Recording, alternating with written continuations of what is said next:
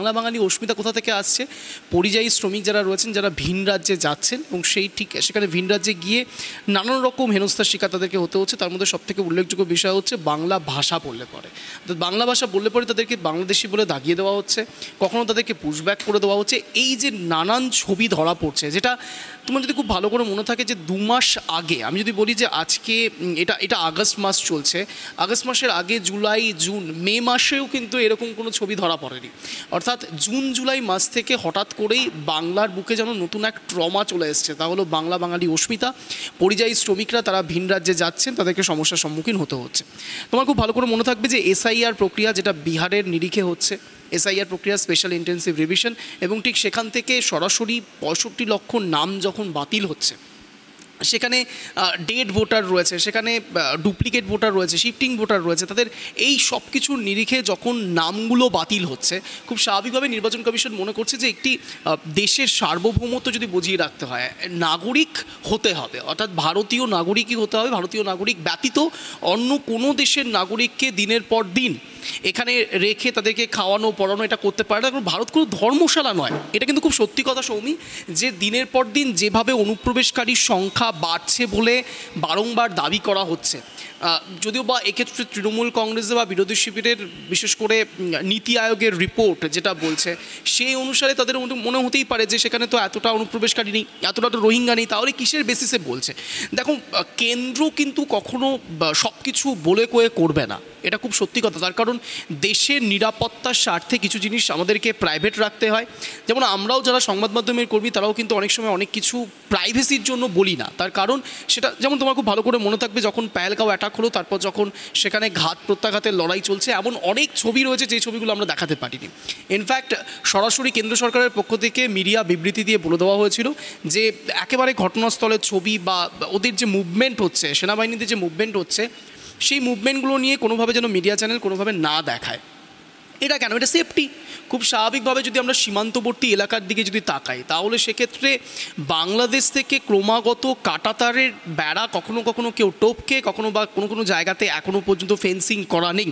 এটা কিন্তু খুব সত্যি যে এখনও অনেক সীমান্তবর্তী এলাকায় ফেন্সিং করা নেই, আর ঠিক সেই জন্যেই অনেক অনুপ্রবেশকারীরা দিনের পর দিন তারা ভারতে এসে প্রবেশ করেছে। ট্রাইব টিভি বাংলা প্রথম কিছু ছবি সরাসরি দর্শকদের উদ্দেশ্যে দেখিয়েছিল, যেখানে অনুপ্রবেশকারীরা তারা যখন এই এসআইআর প্রক্রিয়া চলছে, তখন তারা ভয়ে আবারও নতুন করে পেরোতে গিয়েছে, তখন সেখানে আবার ভারতীয় সেনাবাহিনীরা তাদেরকে ধরে ফেলেছে। এই ছবিগুলো কিন্তু স্পষ্ট, যে আরও বেশি করে স্পষ্ট করে দিচ্ছে যে হ্যাঁ, সত্যি অনুপ্রবেশকারী ঘটেছিল, এখনও অনেক অনুপ্রবেশকারীরা রয়েছে। সবচেয়ে বড় বিষয় হচ্ছে বাংলা বাঙালি অস্মিতা, পরিযায়ী শ্রমিক, এসআইআর, এই 3টে বিষয় না কোনো এক জায়গায় কানেক্টেড হয়ে গিয়েছে এই টাইমে। কেন মুখ্যমন্ত্রী মমতা বন্দ্যোপাধ্যায় হঠাৎ বাংলা বাঙালি অস্মিতা নিয়ে এতটা ঝাঁঝালো মন্তব্য কেন রাখছে? কেনই বা বাংলা বাঙালি অস্মিতাকে এতটা প্রাণভোমরা ভাবছেন মুখ্যমন্ত্রী? তার কারণ যদি আমরা একটু আমাদের ডায়াগ্রামটা যদি আমরা দেখি, আমরা যদি বাংলার জনবিন্যাসটা আমরা খুব ভালো করে খেয়াল করে দেখি, তাহলে বলতেই হয় যে স্বাধীনতার সময়তে বাঙালি এবং পাঞ্জাবিদের সবথেকে বড় ভূমিকা ছিল। আর ঠিক সেখান থেকে বাংলা বাঙালি এবং সংস্কৃতি, ঐতিহ্য, এই বিষয়গুলো কিন্তু বাঙালিদের কাছে প্রচণ্ড ইমোশনের জায়গা, আবেগের জায়গা, এবং সে জায়গায় যদি ভুল করেও কেউ আঘাত করে, সেটা অনেক বড় ভোট ব্যাংক হিসেবে কাজ করবে। আমি কেন বলছি ভোট ব্যাংক কথাটা? তার কারণ মুখ্যমন্ত্রী মমতা বন্দ্যোপাধ্যায় খুব ভালো করে জানেন যে 26-এর বৈতরণী পার করতে গেলে একটি ইস্যু দরকার হবে। এবার সেই ইস্যুতে, কেন এতদিন পর্যন্ত লক্ষ্মীর ভাণ্ডার দেওয়া হয়েছে, রূপশ্রী দেওয়া হয়েছে, নানান রকম প্রকল্প কিন্তু মুখ্যমন্ত্রী মমতা বন্দ্যোপাধ্যায়, অর্থাৎ রাজ্যের তরফে, সরকারের তরফে সাধারণ মানুষের প্রত্যন্ত গ্রাম অবধি পৌঁছে দেওয়ার জন্য নানান রকম স্কিম করা হয়েছে। কিন্তু এই স্কিমগুলোই তো শেষ কথা নয়। তার কারণ প্রত্যন্ত গ্রাম অবধি আবেগ দিয়ে কানেক্ট করা, মুখ্যমন্ত্রী মমতা বন্দ্যোপাধ্যায় প্রথম থেকে যে স্ট্র্যাটেজি নিয়েছিল, মা, মাটি, মানুষ, এই 3টে স্লোগান, তার সঙ্গে বাংলা নিজের মেয়েকে চায়, পিকে স্ট্র্যাটেজি, যেই পিকে এখন বিহারে নির্বাচনী লড়াই লড়ছে, অর্থাৎ কোনো এক জায়গায় মহিলা ভোট এবং তার সঙ্গে সংখ্যালঘু ভোটকে কানেক্ট করার যে একটা স্ট্র্যাটেজি, সেই স্ট্র্যাটেজি কিন্তু মুখ্যমন্ত্রী মমতা বন্দ্যোপাধ্যায় বিগত অনেক দিন ধরে টেস্ট করেছে, প্রুভ হয়েছে। কিন্তু বাংলা বাঙালির যে বিষয়, অর্থাৎ বাংলা নিজের মেয়েকে যায়, তুমি স্লোগানটা খুব ভালো করে খেয়াল করে দেখো, বিগত বিধানসভা বা পঞ্চায়েত নির্বাচনের ক্ষেত্রে যদি আমরা দেখি, তাহলে সেখানে লেখা রয়েছে যে বাংলা নিজের মেয়েকে চায়, বাংলা এবার এই মুহূর্তে দাঁড়িয়ে 26-এর বৈতরণী পার করার ঠিক আগে ভাগে আবারও নতুন করে স্লোগান উঠছে কি যে বাংলা বাঙালি অস্মিতা। তার কারণ মুখ্যমন্ত্রী মমতা বন্দ্যোপাধ্যায় এটা খুব ভালো করে জানে যে বাঙালি বাংলা এই ইস্যুতে যদি একবার নক করা যায়, একবার যদি খোঁচা দেওয়া যায়, তাহলে তারা আবার নতুন করে জাগ্রত হবে। আর এটা করতে গিয়ে বিরোধী শিবির বিশেষ করে বিজেপির পক্ষ থেকে আরও বেশি করে ভুলও করা হচ্ছে। কেন বলছি ভুল করা হচ্ছে? তার কারণ তুমি খুব ভালো করে জানো যে অমিত মালবিয়া তিনি এই বিগত দুদিন আগেই হঠাৎ করে পোস্ট করে বসেছেন যে বাংলা বলে কোনো ভাষাই নেই। এই কথাটা যখনই বলছেন না, তখন কোনো এক জায়গাতে বিজেপিও কিন্তু ব্যাকফুটে পড়তে শুরু করছে। তার কারণ বাংলা বলে কোনো ভাষা নেই, তাহলে 2024 সালে অক্টোবর মাসে হঠাৎ করে কেন্দ্র সরকার বাংলা ভাষাকে কেন ধ্রুপদ আখ্যা দিয়ে দিল? ধ্রুপদী ভাষার আখ্যা কেন দিল? ধ্রুপদী ভাষা বলতে কি 1500 থেকে 2000 বছর পুরনো যে ভাষা, সেই ভাষাকে কেন্দ্র সরকারই স্বীকৃতি দিচ্ছে। আবার বিজেপিরই একজন প্রতিনিধি, একজন হেভিওয়েট নেতা, সে বলছে বাংলা বলে কোনো ভাষা নেই। অর্থাৎ একই মুদ্রা দুরকম পিঠ যখন দেখতে পাচ্ছে, একই মুদ্রার তো দুরকম পিঠ হবে, কিন্তু তার সঙ্গে সঙ্গে যদি তাদের ভাবধারাটাই পরিবর্তন হয়ে যায়, তাহলে বিজেপি নিজেদেরকে এস্টাবলিশ করবে কী করে? তাই না? খুব স্বাভাবিকভাবে বিজেপি কিন্তু এই বাংলা বাঙালি ইস্যুতে একটু হলেও ব্যাকফুটে পড়তে শুরু করেছে। আর তুমি খুব ভালো করে খেয়াল করে দেখো, যত সময় এগোচ্ছে বাংলা বাঙালি অস্মিতার ঝাঁজ তত বাড়ছে। ঝাড়গ্রামে আজকে বিক্ষোভ মিছিল চলছে এবং স্ট্র্যাটেজিটা একবার খেয়াল করে দেখো। মুখ্যমন্ত্রী মমতা বন্দ্যোপাধ্যায় একদিকে রবি ঠাকুরের ছবি নিচ্ছে, বিভিন্ন রকম মনীষীদের ছবি নিচ্ছেন এবং সেই ছবিগুলো পুরোপুরি সামনে রেখে তারা হাঁটছেন। অর্থাৎ সাধারণ মানুষকে কোনো এক জায়গাতে কানেক্ট করার একটা বিষয় যে এনারা হচ্ছে বাঙালি, এনারা বাংলা ভাষায় এতদিন ধরে কথা বলতেন, আমরা বাংলার প্রতিনিধি, আমরা বাংলাটাকে ভালোবাসি, বিজেপি বাংলা বিরোধী দল।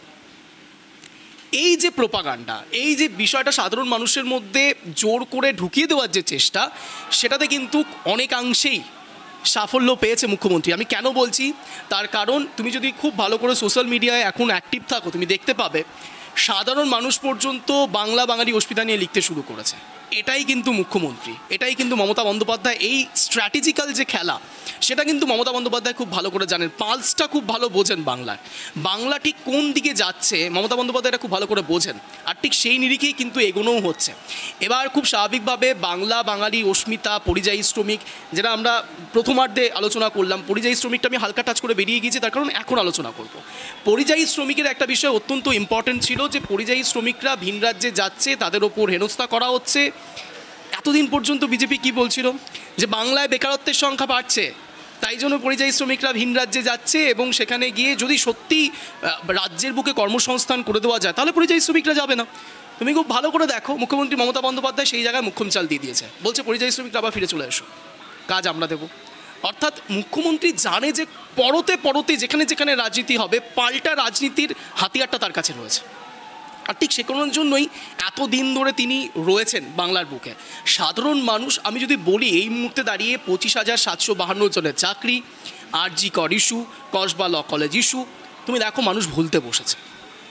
মানুষ এখন আলোচনা করছে বাংলা বাঙালি অস্মিতা নিয়ে। গতকাল শুভেন্দু অধিকারীর কনভয়ে হামলা হলো, আজ কোনো আলোচনার নিরিখে সেটা নেই। তার কারণ মমতা বন্দ্যোপাধ্যায় জানেন যে কোন ইস্যুকে সবচাইতে বেশি হাতিয়ার করলে পরে সাধারণ মানুষ এই ব্যাক স্টোরিগুলো ভুলতে শুরু করবে। সাধারণ মানুষের কাছে যেটা ফ্লো যাচ্ছে, সেই ফ্লোতেই ধরার সম্ভাবনা সবচাইতে বেশি থাকে। সাধারণ মানুষও তাই করছে। সাধারণ মানুষ বাংলা বাঙালি অস্মিতার দিকে এখন ছুটতে শুরু করেছে। মমতা বন্দ্যোপাধ্যায় সেই দিকে সবথেকে বেশি ফোকাস করছে। তুমি এটা দেখবে একেবারে অক্টোবর নভেম্বর পর্যন্ত, সেখানে তুমি দেখো ভালো করে যে বুথ ভিত্তিক যে টাকা দেওয়া, অর্থাৎ আমাদের পাড়া আমাদের সমাধান, এটা কি প্রত্যন্ত গ্রাম অবধি পৌঁছে যাওয়ার একটা নিদর্শন। 21-এর মঞ্চ থেকে মুখ্যমন্ত্রী মমতা বন্দ্যোপাধ্যায় বক্তব্য যদি তুমি খুব ভালো করে খেয়াল করো, সেখানে মমতা বন্দ্যোপাধ্যায় বলেছেন যে এখানে শুধু থাকলে হবে না, গ্রামে গ্রামে গিয়ে বলতে হবে যে এই ইস্যু রয়েছে, বিজেপি কতটা বাংলা বিরোধী। এগুলো কেন?